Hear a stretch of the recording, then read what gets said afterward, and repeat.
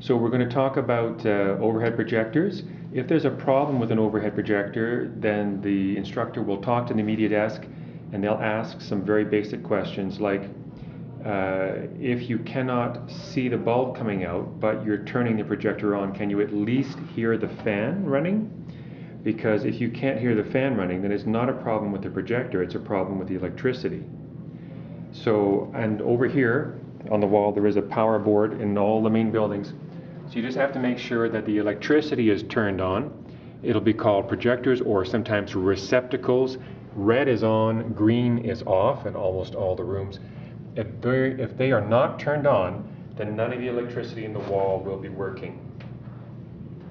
So if you have the projector turned on, but there's no bulb and you're hearing the fan, then the problem is with the bulb. On this model of projector, you have to lift up the flap here, and you'll see that you can change the bulb from 1 to 2. It's as simple as that, and then when you close it, the bulb will come back on.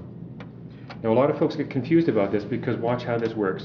Let's pretend this is a dead bulb.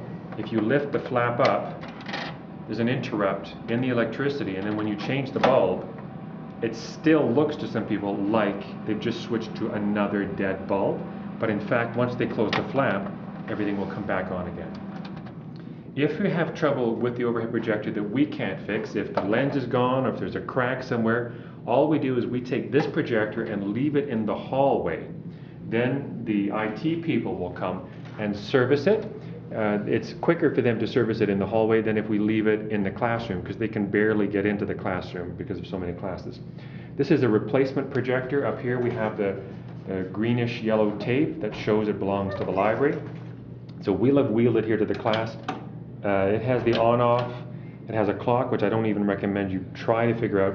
And then down here is how you change the bulb on these. There should always be 2 good bulbs, but you lift this lever up, slide it over, and drop it down, and now you're on your second bulb. If the instructor needs pens, that's their department's problem. If the instructor has run out of acetate, the library has spares, and we'll bring it here. All the equipment that lives in the classroom is managed by the IT department. The IT department will change the bulbs. They're responsible for visiting all the classrooms on the weekend to make sure there are 2 good bulbs in here, but it doesn't always work out. And they are responsible, ultimately, for making sure there's enough acetate in the room. These rolls, once they're finished, they have to go back to IT. They're going to throw the plastic away, or they're going to keep the roller and put more fresh plastic on it.